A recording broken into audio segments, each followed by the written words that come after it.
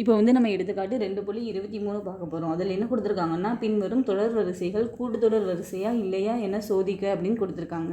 First some என்ன கொடுத்துருக்காங்கன்னா, X + 2 2x + 3 3x + 4 அப்படி போயிட்டே இருக்கும்னு சொல்லியிருக்காங்க.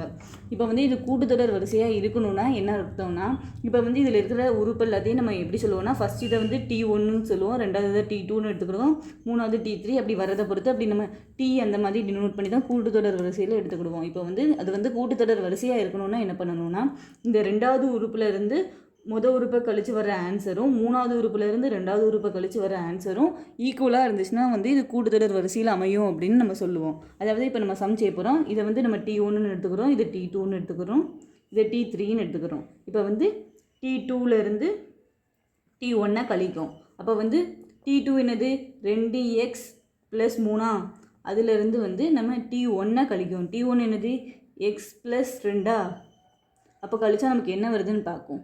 2x + 3 இந்த மைனஸ் இந்த ரெண்டுக்குமே காமனாக இந்த மைனஸ் உள்ளே கொண்டு வந்து பெருக்குனா நமக்கு என்ன கிடைக்கும், -x - 2ன்னு கிடைக்குமா. அப்போ வந்து 2xலேருந்து ஒரு x போனால் நமக்கு x கிடைக்கும், 3லேருந்து 2 போனால் 1 கிடைக்கும். அப்போ வந்து +1 அப்படின்னு கிடைக்கும். இதே இது T3லேருந்து T2 கழிக்கும். அப்போ வந்து T3 என்னது 3x + 4 அதிலிருந்து T2 என்ன கொடுத்துருக்காங்க, 2x + 3 2x + 3 இப்போ வந்து இந்த மைனஸ் உள்ளே கொண்டு வந்து நம்ம பெருக்க போகிறோம். ஏற்கனவே வந்து 3x + 4 அப்படி இருக்குது, மைனஸ் உள்ளே கொண்டு வந்து பெருக்குனா -2x இந்த 3 வந்து -3 ஆயிரும். அப்போ வந்து 3xலேருந்து 2xை கழிச்சா நமக்கு மிச்ச ஆன்சர் x தானே கிடைக்கும். 4லேருந்து 3 கழிச்சாலும் +1ன்னு கிடைக்குமா. அப்போ வந்து T2 - T1ம் T3 - T2வும் நமக்கு வந்து ஈக்குவலாக கிடச்சிருக்கா. அப்போ வந்து இது வந்து ஒரு கூட்டுத்தொடர் வரிசை அப்படின்னு நம்ம வந்து ப்ரூவ் பண்ணிடலாம். கூட்டுத்தொடர் வரிசை.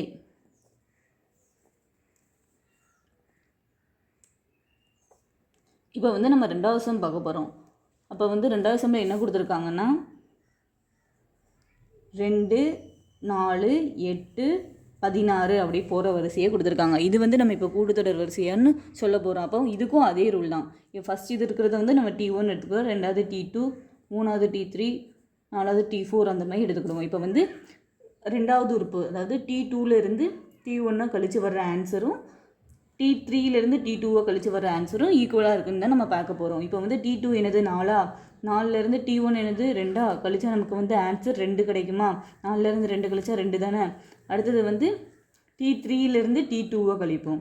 அப்போ வந்து T3 என்னது 8 மைனஸ் T2 என்னது 4 கழிச்சா நமக்கு என்ன ஆன்சர் கிடைக்குது, 4ன்னு கிடைக்குது. அப்போ இது ரெண்டுமே ஈக்குவலாக கிடைக்குதா, கிடைக்கல. அப்போ வந்து T2 - T1ம் T3 - T2வும் நாட் ஈக்குவல் டு.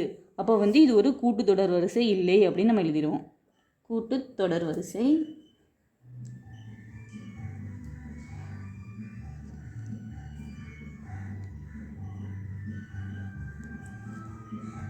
இப்போ வந்து நம்ம மூணாவது சம் பார்க்க போகிறோம். அதில் என்ன கொடுத்துருக்காங்கன்னா, 3 ரூட்டு 5 ரூட்டு 7 ரூட்டு 9 ரூட்டுன்னு கொடுத்துருக்காங்க. இப்போ வந்து இதுக்கு வந்து ஃபஸ்ட்டு இருக்கிற உறுப்பை வந்து T1 எடுப்போம், ரெண்டாவது T2, மூணாவது T3, நாலாவது T4 அப்படின்னு எடுப்போம். இப்போ வந்து நம்ம என்னதை கண்டுபிடிக்கணும், T2 - T1 அதுவும் T3 - T2வும் ஈக்குவலானு தான் நம்ம இப்போ கண்டுபிடிப்போம். அதனால் T2 - T1. இப்போ T2 என்னது 5 √2 மைனஸ் T1 என்னது 3 √2. இப்போ வந்து √2 அப்படிங்கிறது பின்னாடி இருக்கிறது காமனாக, அப்போ முன்னாடி இருக்கிறத நம்ம கழிப்போம். அதாவது 5 ரூட்லேருந்து √2லேருந்து 3 √2 கழிச்சா நமக்கு என்ன கிடைக்கும், 2 √2ன்னு கிடைக்கும். இதே இது அடுத்தது என்ன கண்டுபிடிப்போம், T3 - T2 அதுதானே கண்டுபிடிப்போம். அவள் வந்து T3 என்னது 7 √2 மைனஸ் T2 என்னது 5 √2. இப்போ வந்து 7 √2லேருந்து 5 √2 கழிச்சா நமக்கு என்ன கிடைக்கும், 2 √2 தான் கிடைக்கும். இதே இதை வைக்கிற T4ன்னு கொடுத்துருக்காங்களா. அப்போ வந்து T4 - T3 என்ன கிடைக்குதுன்னு பார்க்கும். T4 என்னது 9 √2 மைனஸ் T3 என்னது 7 √2. அப்போ வந்து 9 √2லேருந்து 7 √2 கழிச்சா நமக்கு என்ன கிடைக்கும், 2 √2 தானே வந்து கிடைக்கும். அப்போ வந்து T2 - T1 நம்ம கண்டுபிடிச்ச ஆன்சரும் T3 - T2வில் கண்டுபிடிச்ச ஆன்சரும் T4 - T3யில் கண்டுபிடிச்ச ஆன்சர் எல்லாமே வந்து ஈக்குவலாக இருக்குது. அப்போ வந்து இது ஒரு கூட்டுத்தொடர் வரிசைன்னு நம்ம எழுதிடலாம். கூட்டுத்தொடர் வரிசையாகும்.